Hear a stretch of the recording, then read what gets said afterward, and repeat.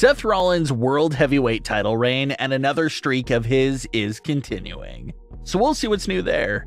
We'll also check out what's going on with Damian Priest, Becky Lynch, CM Punk, and more. Starting things off with a potential injury scare for Becky Lynch. During a recent live event from this past weekend, fans noticed what appeared to be an injury for Becky Lynch. After a match with Natalya, fan-recorded footage saw Becky Lynch talking with an individual on WWE's medical team, and she was slow to get up with a limp. And obviously, it's not storyline related because WWE doesn't do storyline advancements during live event shows. So they will never set up an injury or an angle or do any storyline developments of any sorts during those house shows at all. It's strictly exhibition matches with no story advancements. And there'll be some title matches at these house shows as well, but 99% of the time, the title isn't changing hands on a show that's not televised. That's what WWE live events consist of. So when someone goes down at one of these live shows or appears to be hurt, chances are that it's more legitimate rather than story related. So a lot of fans were instantly fearful to see Becky in pain, talking with the medical team, and clearly walking as if something was wrong.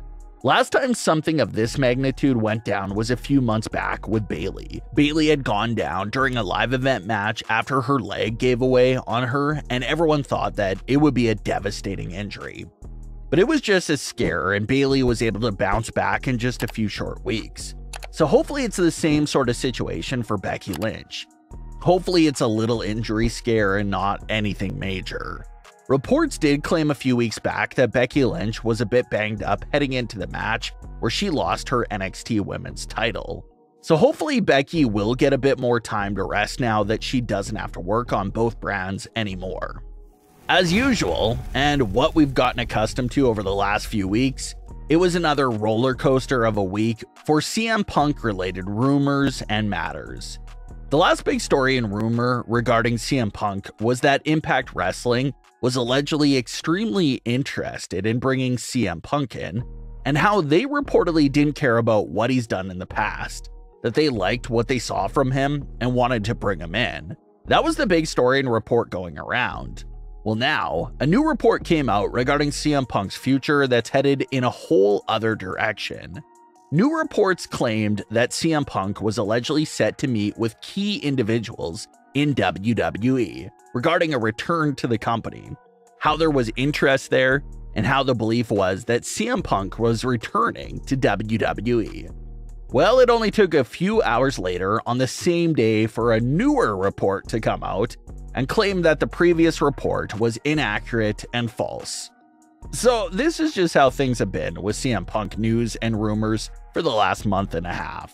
A positive WWE return rumor will come out for CM Punk, but then gets shot down the same day by another report.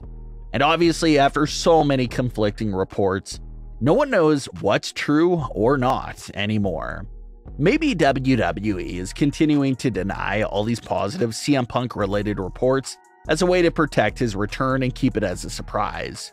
Or maybe they're legitimately trying to say the truth, that they have no interest in CM Punk. So no one knows what to believe anymore. It's to the point where no one will really pay attention to these new reports from now on. If he shows up, he shows up. If he doesn't, he doesn't. That appears to be the direction a majority of fans are headed in after being played with for so long after all these conflicting reports. CM Punk references on WWE television and everything else that's been surrounding this situation. Seth Rollins is on an absolute hot streak right now. Seth hasn't taken a pinfall loss since January 2nd, 2023, and he's been World Heavyweight Champion since May. So he has this lengthy title reign going on and this undefeated streak all at the same time. But one topic that fans have been discussing for a while now is who will be the one to put an end to both of these streaks for Seth Rollins. A lot of fans say that it should have been Finn Balor back at SummerSlam. Finn gets his long-awaited 7-year revenge on Seth, climbs back to the top of WWE, and enters this weird dynamic where he would have to work alongside the Money in the Bank contract holder, Damian Priest. That's a direction that a lot of fans thought WWE was headed in, because we've never seen something like that before where the champion and the contract holder were teammates with each other. That really could have boosted the conflict and tension within the Judgment Day and would have been fun to explore. But Finn didn't get the job done. Then fans thought Nakamura was another good fit to dethrone Seth Rollins. Nakamura has gotten close to winning a world title in WWE a few times, but never pulled it off. So some fans thought he would be perfect too, but it didn't happen. And now, same thing with Drew McIntyre. Drew is a former two-time WWE champion, but Drew's story and the biggest asterisk next to his WWE world title reign is the fact that not a single fan was in attendance for both of those title reigns. They both took place during the pandemic era for WWE.